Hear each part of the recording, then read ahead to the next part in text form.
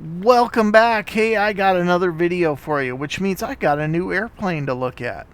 And that's going to be the new Inibuilds Mitsubishi MU-2.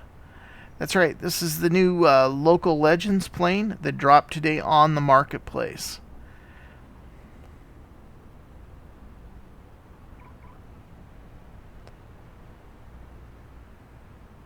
The Mitsubishi MU-2 was built in 1963 and was produced until 1986. The aircraft is powered by 2A Research TPE 331 turboprop engines, and it has a cruising speed of 340 miles per hour. And it has a max range of 1,450 miles, with a service ceiling of 29,590 feet. If you had to compare this particular airplane to any aircraft, it would probably be most comparable to either the Rockwell Turbo Commander or the L410 Turbojet. This plane sells for $14.99 on the marketplace, and if you have the premium deluxe version, it is only $9.99 with the discount. So, quite honestly, it's a really good buy for a little airplane. It does need... I've flown it a couple times. It has some issues, mainly with the trim for me, but I'll talk about that a little later. But externally, the plane is beautiful. The animations are really good. The landing gear animations are excellent. Even the landing lights they retract, extend and retract, and they are animated as well.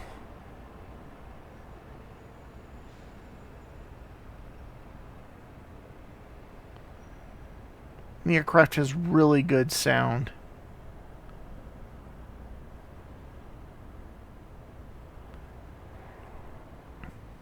Now, one of the other things I was reading about the history of this airplane was they actually flew this from Japan to Texas, and they added 2 extra tanks to it and flew it all the way there, which was quite amazing, really.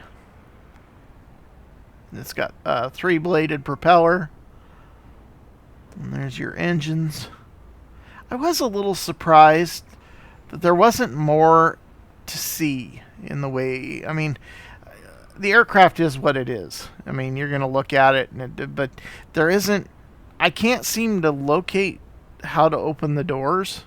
And if I'm just missing something, if it's a click spot somewhere, I can't believe that the doors wouldn't open. But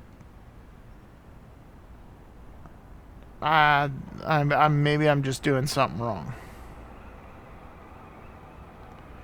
Alright, so let's go ahead and get in the cockpit, and we'll take a look at what this plane has to offer.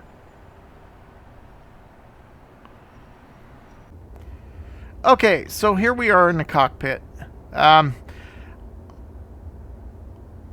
me, the aircraft, I mean, it shows its age. It is pretty antiquated compared to some of the other turboprops that are out there. But seeing as how this aircraft has been flying since 1963, I guess that's a pretty good assumption to make. And based on the pictures that I've seen of the MU-2, this is what the cockpit looks like. You also have you have the option to choose between the classic cockpit or the a little more modern cockpit, and that just simply adds the GPS to the GPS and some other instruments, your communications and whatnot to the panel. And everything seems to be clickable, with the exception of like the circuit boards. None of that seems to do anything, but all the little switches down through here seem to have a function. I haven't found anything on the face of the cockpit that doesn't work. And even like here, now these switch, but I haven't quite figured out what they do. And I have not found a way to open the doors. So I don't know if that is a thing.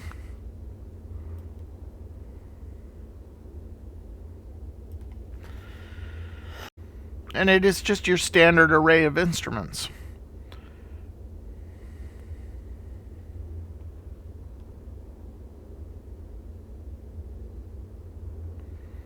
You do have air conditioning, your overhead panel. Yeah, everything here seems to do something. Your anti-ice, prop de-icer, engine heat, and whatnot. That all seems to work. The knob here does not. The other panel over here would be your landing lights and your strobes and all that good stuff, and your panel lights, and that all does work. So that's pretty cool. Parking brake.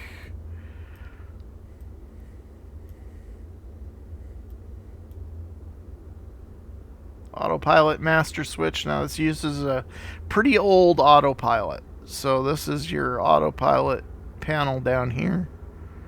Master switch. Yep,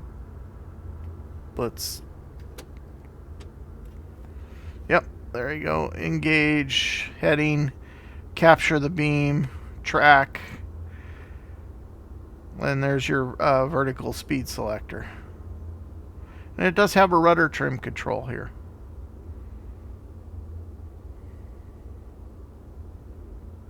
Gear ratio engine 1, gear ratio engine 2, and the trim wheel. And the trim wheel, when I use it with just the mouse, it seems to work okay, but it's really finicky with my controls. And then even an old ADF, which is kind of neat. So the rest of the interior, this is the, it actually comes with both the passenger and a cargo version of the plane. So for those of you that don't want to haul passengers around, you can haul cargo. And this particular aircraft actually held up to 12 people. And you could carry a crew of 1 or 2, and then up to 12 passengers, which actually is pretty amazing for the size of the aircraft. You'd be kind of cramped back there with 12 people. Oh, I see a lever. No. All right. So let's go check out the rear compartment, shall we?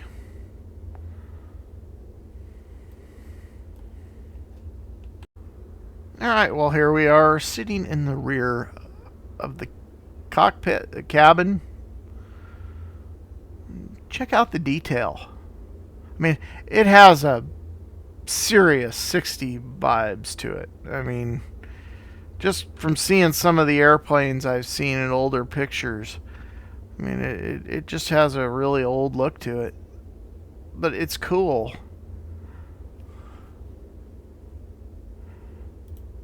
You can open the passenger table. There, hey, look at that. So there's your first piece of little eye candy there.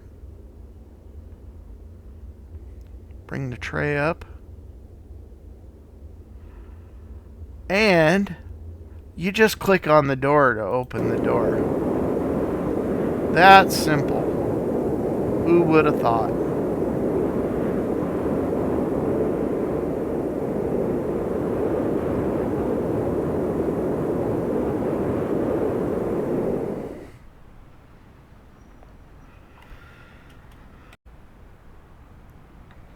So we'll step out here. Now I was kind of hoping that one would open, but it does not.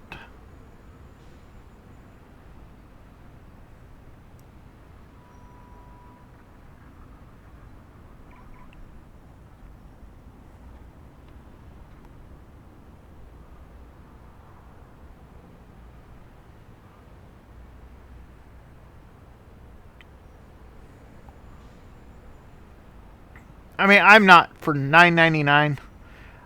I'm not going to complain much about this airplane. It's just another fun little plane to do random flights in. Something different.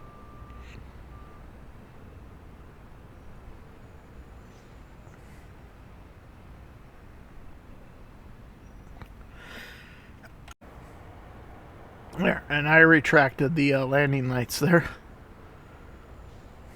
But I wasn't quite fast enough to get back to it, so that's pretty neat, huh?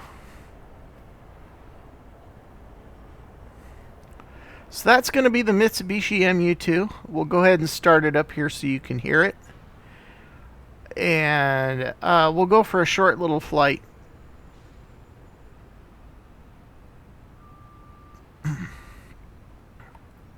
Now, according to the checklist, takeoff speed is about 110. Is that right? Let's go look. Right.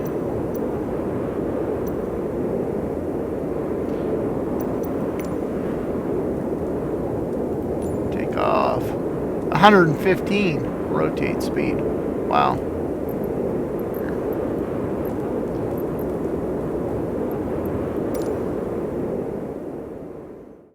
Alright, so here we are sitting on the runway at RJOY.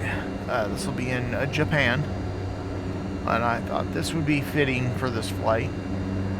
One other thing I forgot to mention was the inclusion of this plane's version of its electronic flight book. You're going to notice it over here off to the left corner of the screen. And it's just essentially a little cell phone. If you have a flight plan set up, you can do your departure and arrival. It also has a map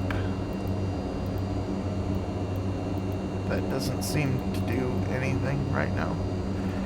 Okay, well there's your settings.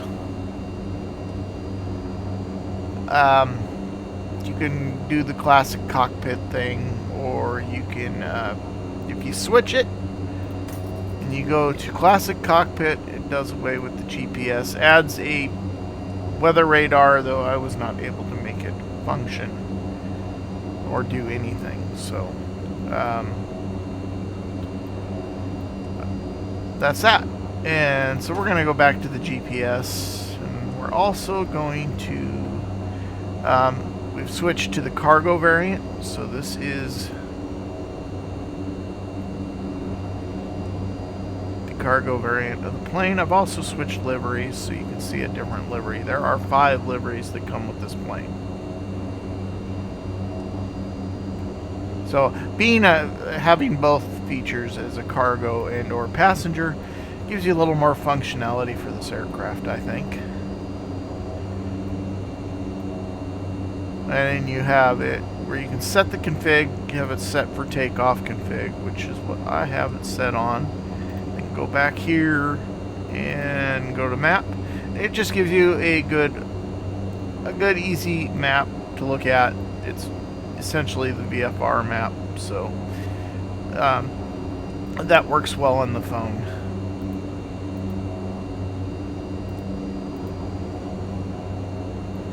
Alright, now I did do a short flight last night, and I ended up with some problems, and I ended up the trim wheel quit working completely, and I wasn't able to manipulate it either with the mouse or my controls. So we're gonna just leave it where it's at, and this plane rotates at 115 knots. So just remember that you're going to need a pretty decent sized runway to get this thing off the ground also. Otherwise, if you manipulate the pitch trim, it shoots up like a rocket. And I don't know if this is like I would assume it's just a bug.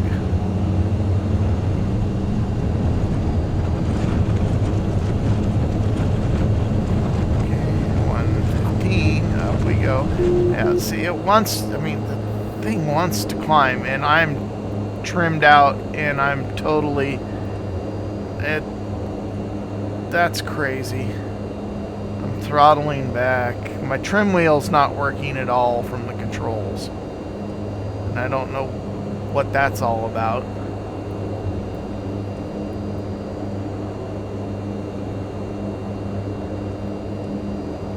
Yeah, oh, okay, there it goes. The trim wheel apparently does not animate. Or the adjustments are so minute that we're not seeing the trim wheel move. It is working. But it totally froze on me last night. And I don't know what the heck caused that. I ended up having a CTD also. So I don't know, there might have been something else going on.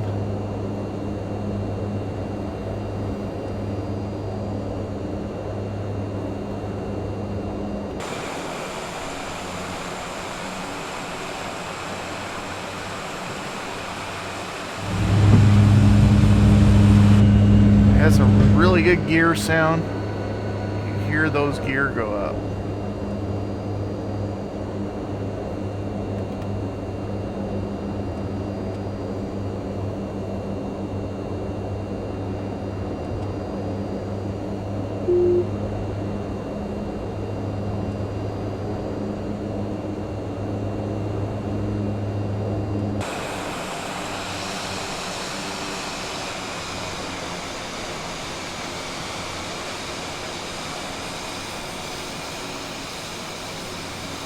I feel like I'm all over the place here, and I don't have a lot of control. My overall opinion of this plane, I love the way it looks, but I'm not really happy with the flight model. It just feels awkward and really hard to control. Now, the takeoff there trim was not adjusted, and we should have just lifted away from the runway, but instead we shot up from the runway, which seems to be the normal thing for this. If I adjust the trim to 5 degrees, I guess, or just a few knots, give it a little bit of trim, and you try to take off, it does that every single time. So I don't know if there's some kind of bug or something in the trim settings. But takeoff seems a little harder than it should be.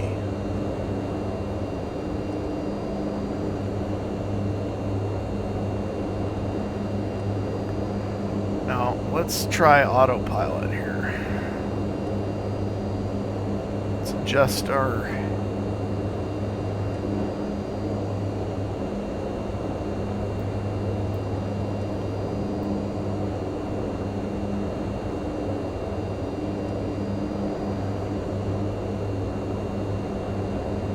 heading.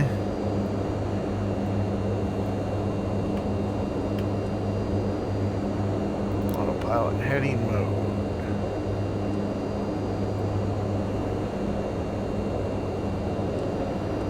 This is the different modes for your. This would probably be a lot like the way the F-28 works. Where you localizer capture mode, track mode. Then you can't see the other two because the trim is in the way. So, trying to set the autopilot is a little difficult.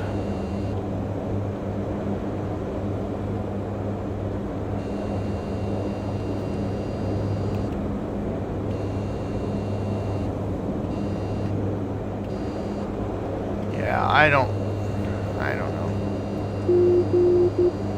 Alright, we aren't going very fast either. So our autopilot should be on. Okay, we do have heading. So the autopilot does work. Somebody had told me that they couldn't get the autopilot to work, but the autopilot does function.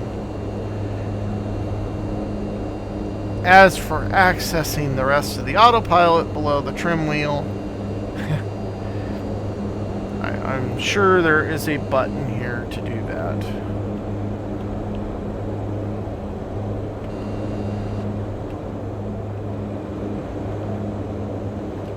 Whatever. Yeah, okay. I'm assuming those two buttons don't do anything, but one of those has got to be your altitude hold, I would think.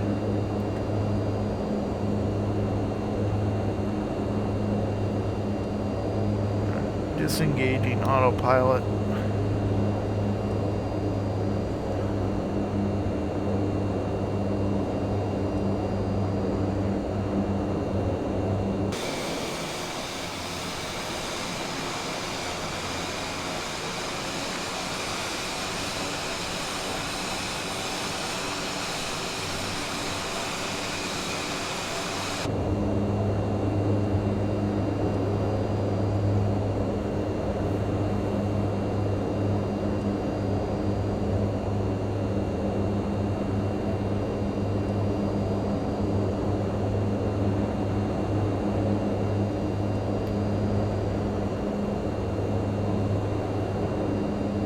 So, for like, if there is an altitude hold, and that's what I'm assuming one of those two other buttons, or yeah, the other two buttons are for, or one of them at least is.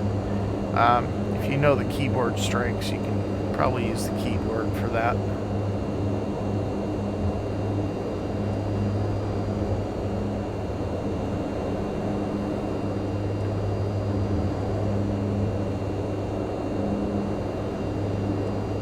Interesting terrain here, or interesting scenery. We're gonna go back and find the runway.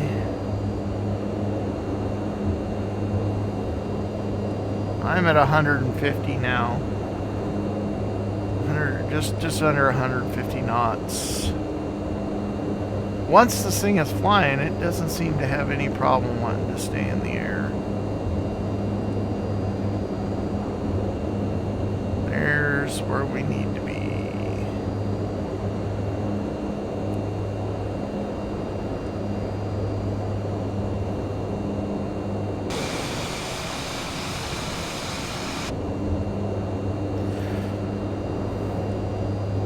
So like I was saying, I like the airplane. I love the way it looks. And I like that we actually did something that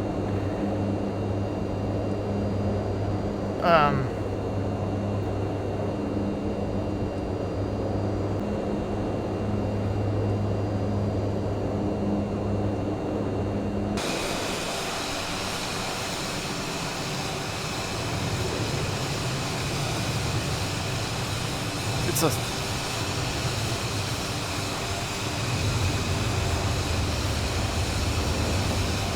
just seems to want to constantly climb.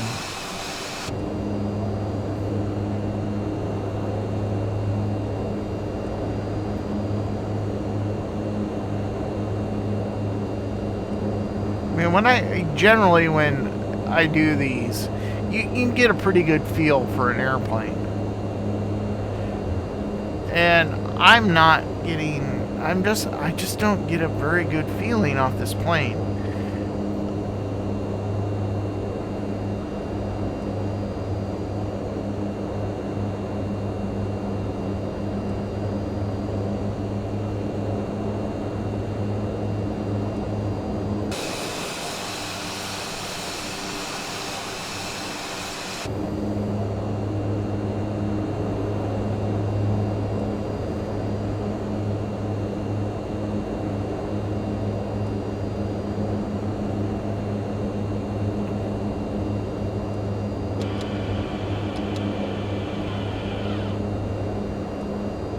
Flap sound, gear sounds, all that is good. I mean, you have a relatively simple cockpit, so you don't have a lot going on in here. So frame rates are excellent. At least they are for me.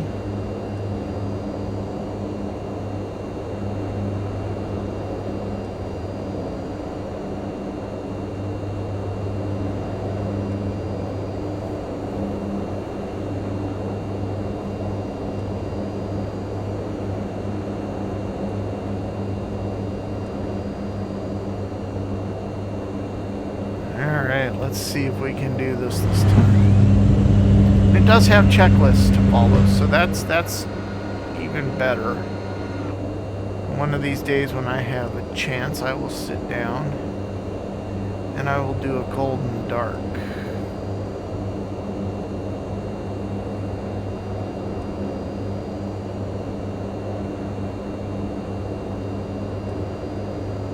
If any of you have this and you're watching this video,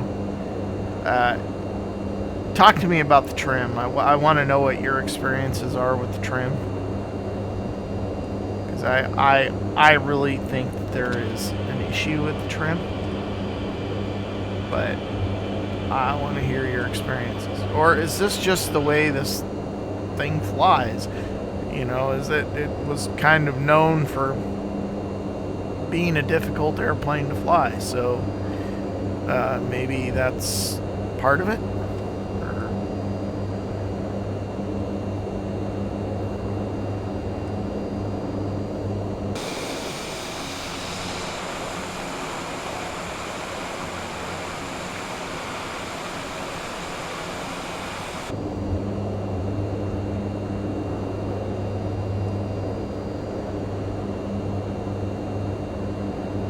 But overall, for $9.99, good airplane.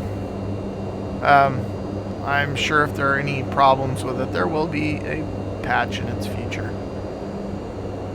And I just might need to get used to the way this plane handles.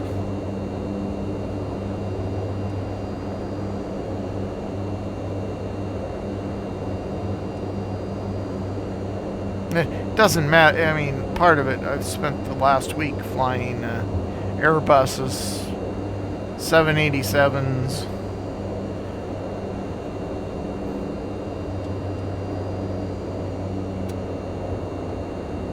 Oh.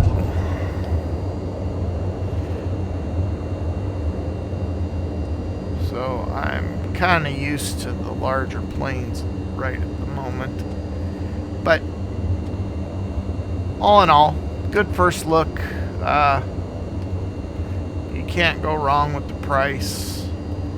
I hope you enjoyed this video, and thank you for watching, and I hope you all have a wonderful, wonderful day. I probably just broke a bunch of different rules there.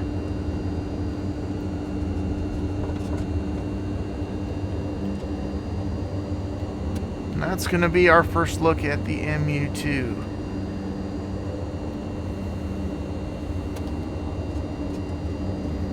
I like their parking spaces.